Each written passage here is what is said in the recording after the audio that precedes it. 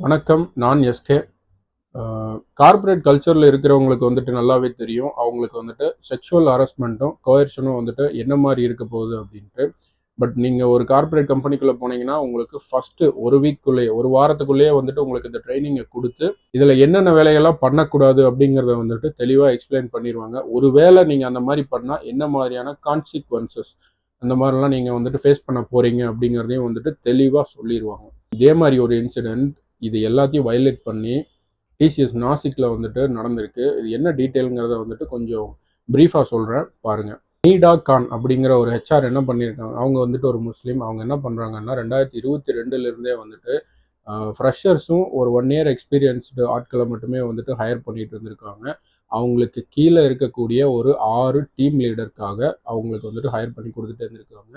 இவங்க வந்துட்டு யாரை வந்து டார்கெட் பண்ணுறாங்கன்னா இந்து பெண்களை வந்துட்டு டார்கெட் பண்ணிட்டு இருந்திருக்காங்க. 18ல இருந்து 25 வயசு இருக்கிறவங்க மட்டுமே தான் வந்துட்டு இவங்களோட டார்கெட்டாக இருந்திருக்கு. அவங்க எல்லாரையும் ஹையர் பண்ணி அவங்க எல்லாரும் முக்கியமாக அன்மேரிடாக இருக்காங்க, கல்யாணம் ஆகாத பெண்களாக இருக்காங்க. அவங்க எல்லாரையும் அந்த 6 முஸ்லீம் டீம் லீடர் கீழேயும் அந்த மேனேஜர்ஸ் கீழேயும் வந்துட்டு வேலை செய்கிறதுக்காக வந்து அவங்கள ஹையர் பண்ணி கொடுக்குறாங்க. இதை வந்துட்டு முடிச்சதுக்கப்புறம் இவங்களுக்கு வந்து ட்ரைனிங் கொடுக்கணும் இல்லைங்களா? ட்ரைனிங் கொடுக்கணும், அவங்களுக்கு வந்து ப்ராஜெக்ட் எக்ஸ்பிளைன் பண்ணணும். இந்த மாதிரி நிறைய கம்யூனிகேஷன்லாம் போகும் இல்லைங்களா? இதை வந்துட்டு டீம்ஸில் இருந்து, ஸ்கைப்பில், டீம்ஸில், இல்லை வந்து ஜூம் காலில் இருந்து, அவே ஃப்ரம் அது எல்லாத்துலேயும் இருந்து இவங்க வந்து பர்சனலாக பேச ஆரம்பிக்கிறாங்க. இந்த டீம் லீடும் அவங்களுக்கு கீழே வேலை செஞ்சவங்களும் இவங்க என்ன பண்ணுறாங்கன்னா, அவங்களுக்கு வந்துட்டு ஒரு ப்ராஜெக்டை தாண்டி வந்துட்டு அவங்க கூட பர்சனலாக பேசுகிறாங்க. பர்சனலாக பேசுறது மட்டும் இல்லாமல் ரிலீஜியஸாகவும் பேசுகிறாங்க. இந்த ரிலீஜியஸாக பேசுறது போக அவங்களுக்கோட சேலரி நீடு அதிகமாக இருக்கிறத வந்துட்டு தெரிஞ்சுக்கிறாங்க. பட் அவங்களுக்கு நீடு இருந்தாலுமே வந்துட்டு அந்த அந்த நீடை வந்துட்டு இவங்களுக்கு சாதகமாக வந்துட்டு யூஸ் பண்ணிக்கிறாங்க. என்ன மாதிரினா, அவங்களுக்கு வந்துட்டு ஆசை வார்த்தைகள் சொல்லவும், நான் வந்துட்டு உங்களுக்கு வெளியே ஒரு ஃபாரினில் வந்துட்டு உங்களுக்கு ஒரு வேலை வாங்கி தரேன், இல்லை இங்கே இருந்த கம்பெனிலேருந்து வெளியே போய் வேலை செய்கிறதுக்கான வாய்ப்புகளை உருவாக்கி தரேன் அப்படின்னு சொல்லியும் அவங்களோட மைண்டை வந்துட்டு வாஷ் பண்ணி அவங்கள வந்துட்டு ஒரு ட்ராப்புக்குள்ளே கொண்டு வர்றாங்க. இந்த கொண்டு வந்ததுக்கப்புறம் அவங்களோட செக்ஷுவல் டிசைருக்காக வந்துட்டு இவங்கள யூஸ் பண்ணிக்கவும் செய்கிறாங்க. இதில் கிட்டத்தட்ட ஒரு 8 பொண்ணுங்க வந்துட்டு மாட்டிக்கிறாங்க இந்த 6 பேர்கிட்ட. இந்த 6 பேர் லிஸ்ட்டும் வந்துட்டு நான் கொடுக்குறேன், இந்த சைடில் வந்துட்டு நான் போடுறேன். அவனுக்கு 6 பேரில் வந்துட்டு ஒருத்தன் வந்துட்டு இருக்கான். அவனுக்கு வந்துட்டு கல்யாணம் ஆயிடுச்சு, அவனுக்கு குழந்தைங்க இருக்காங்க, 2 குழந்தைங்க இருக்காங்க. இருந்தாலும் வந்துட்டு இந்த வேலையை வந்து தொடர்ந்து பண்ணிக்கிட்டே இருந்திருக்கான். இவங்க என்ன மாதிரியான சேட்லாம் வந்துட்டு கொண்டு போகிறாங்கன்னா, இவனுக்கு என்ன மாதிரியெல்லாம் வந்துட்டு அந்த பொண்ணுங்களோட கனெக்டடாக இருக்கானுங்கன்னு பார்த்தீங்கன்னா, வாட்ஸ்அப்பில் இருக்காங்க, ஃபேஸ்புக்கில் இருக்காங்க. அது போக இவங்கள வந்துட்டு கம்பெனியோட பர்சனல் சேட் இருக்கு இல்லைங்களா, அந்த டீம்ஸ் அதுலேயும் வந்துட்டு கனெக்டடாக இருக்காங்க. அது எல்லாத்துலேயும் வந்துட்டு ரொம்ப வேர்பலாகவும் ஃபிசிக்கலாகவும் வந்துட்டு அப்யூஸ் பண்ணுற அளவுக்கான வார்த்தைகளை வந்துட்டு உபயோகம் பண்ணிட்டு இருந்திருக்காங்க இந்த பொண்ணுங்க கிட்ட. அது மட்டும் இல்லாமல் இவங்களுக்கு அந்த ஃபேவர் கிடைக்கணுங்கிறதுக்காக இவங்களோட அவங்களோட அனுமதியே இல்லாமல் வந்துட்டு அவங்கள ரெசார்ட்டுக்கு கூட்டிகிட்டு போகிறதும், அவங்களோட பர்மிஷனே இல்லாமல் வந்துட்டு அவங்கள வந்துட்டு யூஸ் பண்ணிக்கிறதும் இந்த வேலையுமா வந்துட்டு கிட்டத்தட்ட ஒரு 3 வருஷமாகவே இருந்திருக்காங்க. இதில் வந்துட்டு அந்த ஹெச்ஆர் பொண்ணு வந்து என்ன சொல்கிறாங்கன்னா, நீ வந்துட்டு புர்கா போட்டினா உனக்கு வந்துட்டு 10% ஆஃபர் தரேன், நீ வந்து பீஃப் சாப்பிட்டீங்கன்னா உனக்கு வந்துட்டு 10% பெனிஃபிட் தரேன், இன்னும் நீங்கள் வந்துட்டு முஸ்லீமாவே கன்வெர்ட் ஆகிட்டீங்கன்னா உங்களுக்கு வந்துட்டு ஒரு 40% நான் வந்துட்டு சேலரியிலேருந்து ரைஸ் பண்ணி தரேன் அப்படிங்கிற மாதிரியான வார்த்தைகளை வந்துட்டு சொல்லியும் அவங்கள வந்துட்டு ட்ராப் பண்ணிட்டு இருந்திருக்காங்க. இதில் ஒரு பொண்ணு என்ன பண்ணியிருக்காங்க, ஃபாஸ்டிங் இருந்திருக்காங்க. எதுக்கு?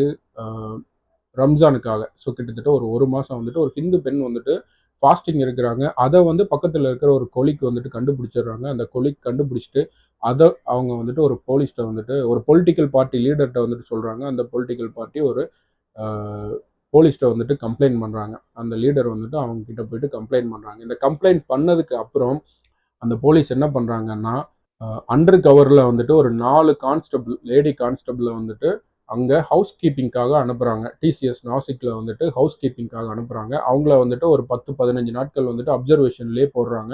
இந்த மாதிரி இவங்க இந்த விக்டிம்ஸ் இருக்காங்க இல்லைங்களா, அந்த விக்டிம்ஸ் எல்லாம் வந்துட்டு என்ன மாதிரி வந்துட்டு இவங்களோட பிஹேவியர் இருக்குது, என்ன மாதிரி இவங்களோட கம்யூனிகேஷன் இருக்குது, இவங்க என்ன பண்ணுறாங்க, நார்மலாக பேசுகிறாங்களா, இல்லை வந்துட்டு இவங்க பிஹேவியரில் ஏதாவது சேஞ்சஸ் தெரியுதா, இல்லை வந்துட்டு வாண்டடாகவே வந்துட்டு அவங்கள அப்யூஸ் பண்ணிட்டு இருக்காங்களா அப்படிங்கிற மாதிரி அப்சர்வ் பண்ணுறாங்க. அந்த 15 நாள் கழித்து வந்துட்டு ஒரு ரிப்போர்ட் ஒன்று வந்துட்டு அவங்க ரெடி பண்ணி இந்த 8 பெண்கள் வந்துட்டு விக்டிமாக இருக்காங்கன்னோ இந்த 8 பெண்களை வந்துட்டு ட்ராப் பண்ணி அவங்கள யூஸ் பண்ணிக்கிட்டு இருந்தால் ஒரு 6 பேர் டீம் லீடர் மேலேயும் வந்துட்டு கேஸ் ஃபைல் பண்ணுறாங்க. இந்த கேஸை ஃபைல் பண்ணதுக்கப்புறம் அவங்க அந்த 6 பேரையும் வந்துட்டு அரெஸ்ட் பண்ணிடுறாங்க. இந்த 6 பேரோட இல்லாமல் இன்னும் ஒரு 3 பேருக்கு இதில் லிங்க் இருக்கிறதாகவும், அந்த 3 பேர் வந்துட்டு இங்கே இல்லை, வெளியே நாட்டில் வந்துட்டு இருக்காங்க அப்படின்னு சொல்லியும் வந்துட்டு கண்டுபிடிக்கிறாங்க.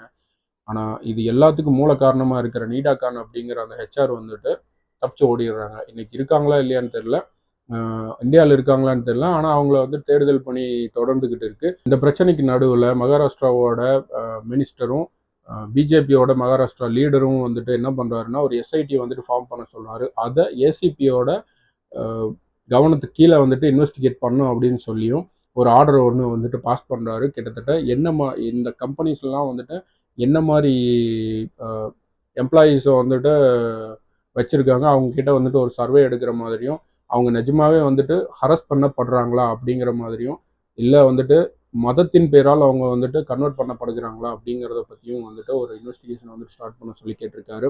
இது எல்லாத்தையும் வந்துட்டு பண்ணி முடிச்சதுக்கப்புறம் அந்த கம்பெனியோட சிஇஓ வந்துட்டு ஒரு போஸ்ட் ஒன்று போடுறாரு. நாங்கள் வந்து 0 tolerance policy on harassment and coercion அப்படிங்கிற ஒரு இதில் வந்துட்டு தெளிவாக இருக்கும் அப்படிங்கிறது போடுறாரு. இது என்ன மாதிரியான ஒரு ஸ்டேட்மெண்ட்டாக இருக்குன்னா, நீங்கள் தமிழ் படத்துலையெல்லாம் பார்த்துருப்பீங்க, வில்லனும் ஹீரோவும் அடிச்சடி சாவாங்க.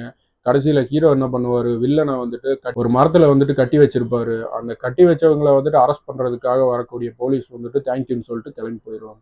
இந்த மாதிரி இருக்குது இவங்களோட ஸ்டேட்மெண்ட். ரொம்ப வந்துட்டு ஒரு சீரியஸ்னஸ் இல்லாத மாதிரி இருக்குது. 0 டாலரன்ஸ்ன்னு சொல்கிறாங்க. கம்பெனிக்குள்ளே என்ன நடக்குதுங்கிறத வந்துட்டு என்றைக்குமே வந்துட்டு இன்வெஸ்டிகேட் பண்ணாமல் இருந்திருக்காங்க. ஒரு இன்டர்னல் கமிட்டி வந்துட்டு எப்போவுமே வச்சுருப்பாங்க. ஒரு ஹராஸ்மெண்ட் கம்ப்ளைண்ட் ரைஸ் பண்ணுறாங்கன்னா அதை கூட வந்துட்டு இன்வெஸ்டிகேட் பண்ணுவாங்க. சம்மந்தப்பட்ட 2 பேர்கிட்டையும் வந்துட்டு விசாரிப்பாங்க. அந்த விசாரித்து அவங்களுக்கு யார் வந்துட்டு இந்த மாதிரி பிரச்சனைகள் கொடுக்குறாங்க அப்படிங்கிறத பற்றியும் வந்துட்டு ரொம்ப டீட்டெயில்டாக இன்வெஸ்டிகேட் பண்ணுவாங்க. மோஸ்ட்லி சீக்ரெட்டாக இருக்கும். இதில் வந்துட்டு ஒரு ஒளிவுமறைவே இருக்காது. ஏன்னா இதில் வந்துட்டு மற்ற டிபார்ட்மெண்ட்டோட கமிட்டி மெம்பர்ஸும் இருப்பாங்க.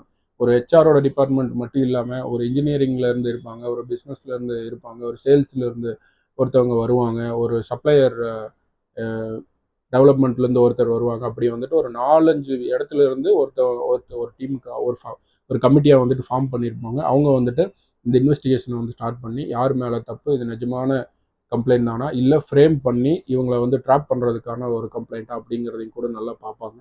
இந்த ஒரு இடத்துலையுமே வந்துட்டு அந்த விக்டிம் என்ன பண்ணியிருக்காங்க, இந்த நீடா கான்ட்ட வந்துட்டு ஒரு கம்ப்ளைண்ட் ஒன்று ரைஸ் பண்ணியிருக்காங்க. இந்த மாதிரி நான் வந்துட்டு செக்ஷுவலாக வந்துட்டு என்ன ஹராஸ் பண்ணிட்டு இருக்காங்க அப்படின்னு. ஆனால் இந்த அம்மா அந்த கம்ப்ளைண்ட்டை வந்துட்டு அந்த கமிட்டிக்கு கொண்டே போகல, இவங்ககிட்டயே வச்சுக்கிட்டாங்க. இவங்க எந்த ஒரு ஆக்ஷனும் எடுக்கல. ஸோ இது வந்து எல்லா கார்பரேட் கம்பெனிலையும் இருக்கக்கூடிய ஒன்று தான். என்னோட ப்ரீவியஸ் கம்பெனியில் கூட நான் வந்துட்டு கேள்விப்பட்டேன் இந்த மாதிரி வந்துட்டு ஒரு சம்பவம் நடந்திருக்கணும். பட் அதற்கான ஆக்ஷன் வந்துட்டு என்ன மாதிரி இருக்குன்னு எனக்கு தெரியல. ஏன்னா அது தெரியவும் வராது. இந்த மாதிரி இன்வெஸ்டிகேஷனை மோஸ்ட்லி சீக்ரெட்டாக தான் பண்ணுவாங்க. யாருக்கும் சொல்லவும் மாட்டாங்க. யாருக்கும் மோஸ்ட்லி தெரிய வராது அந்த கமிட்டி மெம்பர்ஸை தாண்டி. கமிட்டி மெம்பர்ஸ், விக்டிம், அதுக்கப்புறம் அக்யூஸ்ட், இவங்களுக்கு இந்த 3 பேருக்கு மட்டும்தான் வந்துட்டு தெரியும். வேற யாருக்குமே வந்துட்டு இந்த தகவலோ இல்லை என்ன மாதிரியான கம்ப்ளைண்ட்னோ எப்படி வந்துட்டு அப்யூஸ் ஆனாங்க அப்படிங்கிறத பற்றியும் வந்துட்டு எந்த ஒரு டீட்டெயிலும் வெளியே வராது. ரொம்ப சீக்ரெட்டாக வந்துட்டு இன்வெஸ்டிகேட் பண்ணுவாங்க. இப்போ வந்துட்டு போலீஸ் இன்டர்ஃபியர் ஆனதுனால இனிமேல் வந்துட்டு இந்த கார்பரேட் கல்ச்சரில் நிஜமாவே இந்த மாதிரி எல்லாம் வந்துட்டு விமன்ஸ் டார்கெட் பண்ணப்படுறாங்களா, இந்த டார்கெட் பண்ணக்கூடிய வேலைகளை வந்துட்டு இந்த கூட இருக்கிற வேலையாட்கள் வந்துட்டு பண்ணுறாங்களா அப்படின்னு சொல்லியும் வந்துட்டு நிறைய ஒரு ஸ்டெப் எடுக்கிறதுக்கு வாய்ப்பு இருக்கும். இனிமேல் அவங்க வந்துட்டு ஹராஸ்மெண்ட் ஆகிட்டாங்கன்னா நீங்கள் அந்த கம்பெனியில் நீங்கள் வந்துட்டு கம்ப்ளைண்ட் கொடுக்கணுன்ட்டு இல்லை, இனிமேல் எங்ககிட்டயே வரலாம். அதுவும் வந்துட்டு உங்கள் பேரை வந்து அனானிமஸாக வச்சுக்குவோம். யார்கிட்டையும் வந்துட்டு ஷேர் பண்ணாமல் உங்களோட டீட்டெயில்ஸ் வந்துட்டு இன்ஃபர்மேஷன் எதுவுமே வெளியே போகாத மாதிரி வந்துட்டு அவங்க இன்வெஸ்டிகேட் பண்ணுறதுக்கான வாய்ப்புகளை வந்துட்டு இந்த அரசாங்கம் வந்துட்டு இனிமேல் உருவாக்குறதுக்கான வாய்ப்பு இருக்கும். பார்ப்போம் என்ன மாதிரி நடக்குதுன்னு. பட் இது வந்துட்டு ஒரு மிகப்பெரிய குற்றம் தான். நீங்கள் ஒரு கன்வர்ஷன் பண்ணுறாங்க, இல்லை இந்த மாதிரி தங்களுடைய செக்ஷுவல் ஃபேவர்ஸ்க்காக கம்பெனியோட அசட்ஸையும் கம்பெனியோட ப்ரிவிலேஜையும் வந்துட்டு யூஸ் பண்ணிக்கும்போது அது ரொம்ப going to damage the companies reputation அப்படி தான் சொல்லணும். இப்போது டிசிஎஸோட பேர் வந்துட்டு மொத்தமாக அழிஞ்சு போச்சுன்னு நான் சொல்ல மாட்டேன். ஆனால் ஒரு 5% வந்துட்டு இதில் ஒரு விரிசல் இருக்கும். இந்த விரிசலை சரி பண்ணோன்னா அவங்க வந்துட்டு ஒரு மிகப்பெரிய ஸ்டெப் எடுக்கிறதுக்கான வாய்ப்பு இருக்கும். பட் என்ன மாதிரி ஸ்டெப் எடுக்கிறாங்கன்னு பொறுத்திருந்து பார்ப்போம். சப்ஸ்கிரைப் பண்ணிக்கோங்க. என்னோட எஃபோர்ட்டுக்கு வந்துட்டு ஒரு வேல்யூ கிடைச்ச மாதிரி இருக்கும். தேங்க்யூ.